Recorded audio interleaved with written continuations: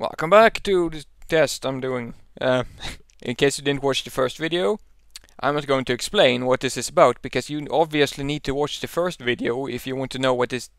Like, you can't just start watching here. So go and watch the first video. I'm going to keep going. I frequently find that I don't know how to keep a conversation going.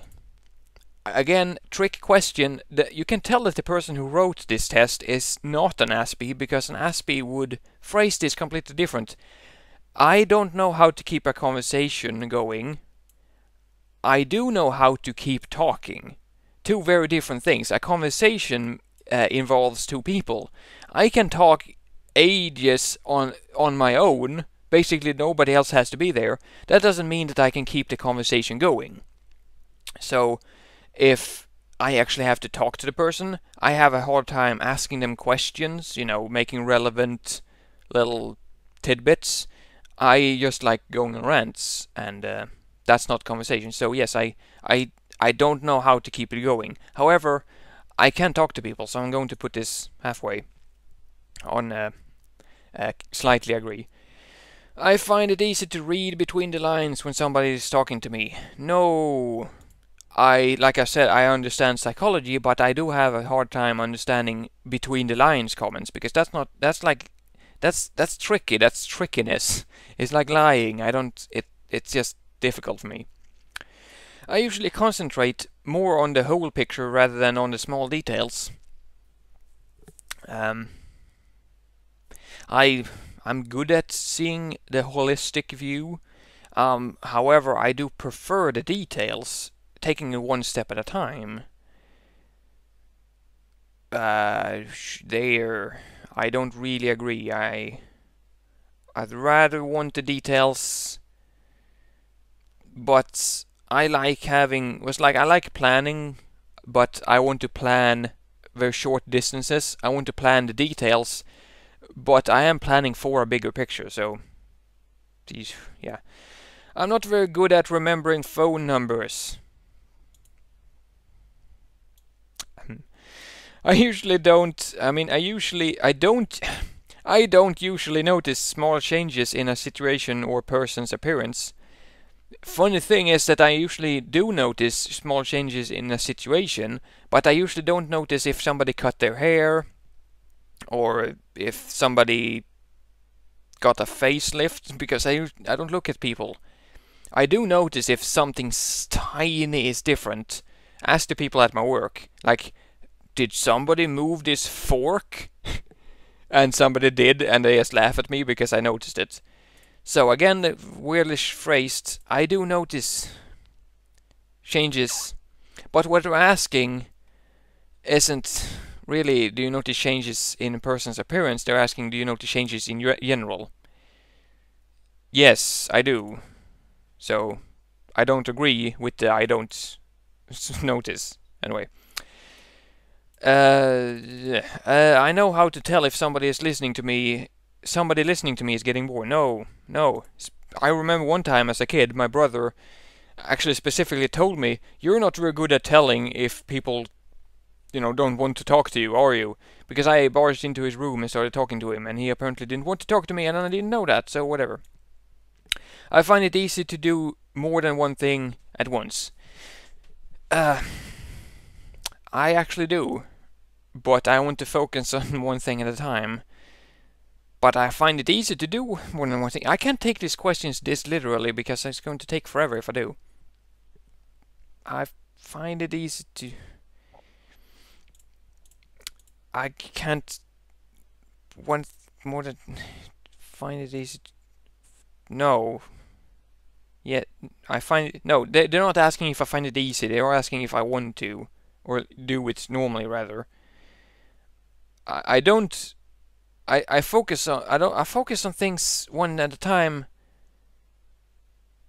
not because I find it hard not to, just because I want to, but I understand what they mean by the question, so yeah.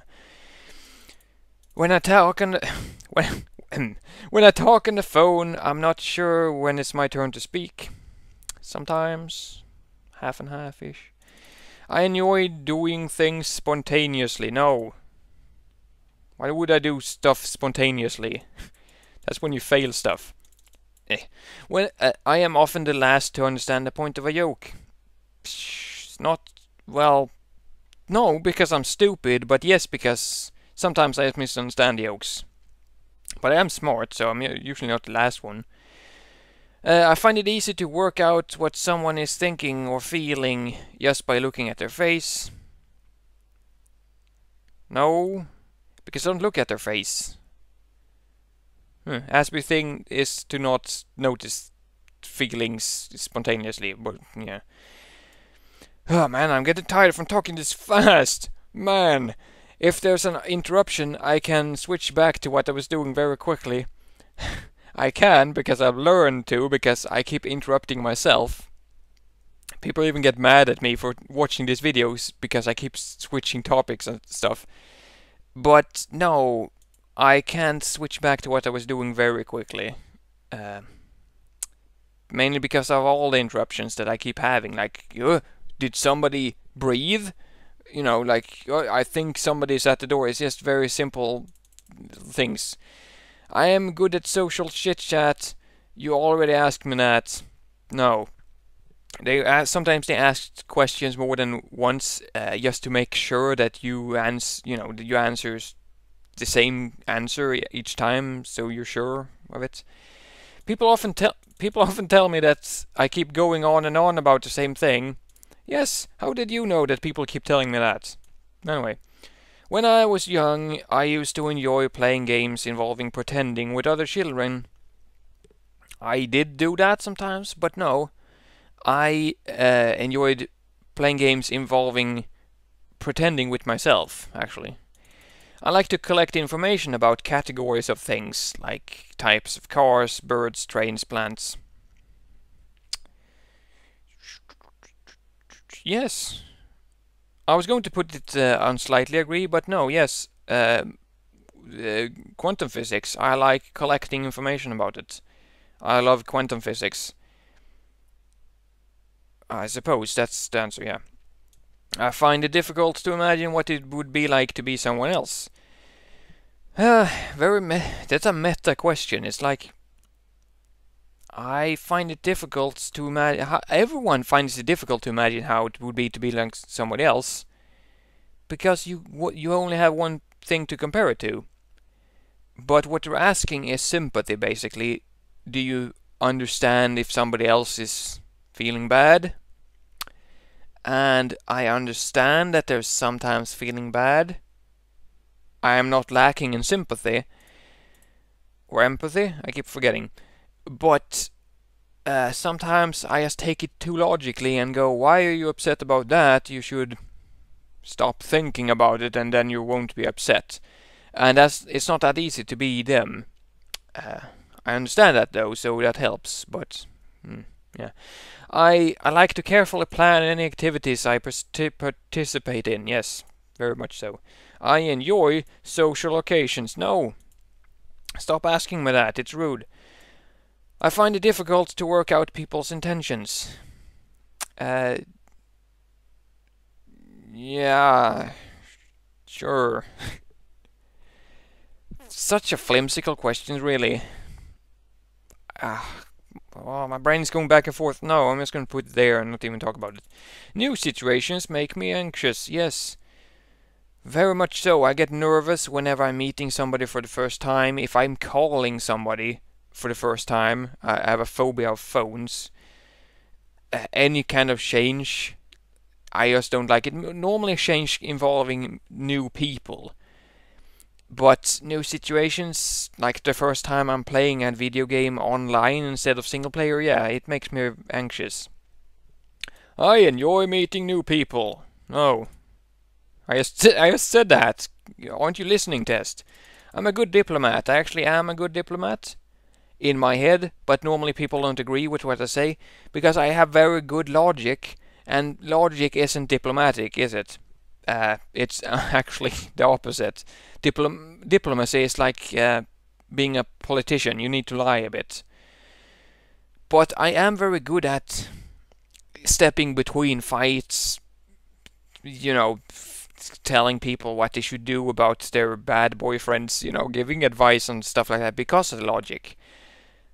People just don't listen because my rhetoric is bad, because of my honesty, I guess. Anyway, I'm not very good at remembering people's dates of birth. Yep, I don't remember my brother's date of birth, my mom's date of birth, my dog's date of birth, my girlfriend's date of birth. Sometimes I forget my own date of birth, and I find it very easy to play games with children that involve pretending. No, you just ask that. Ish. It's right here, actually.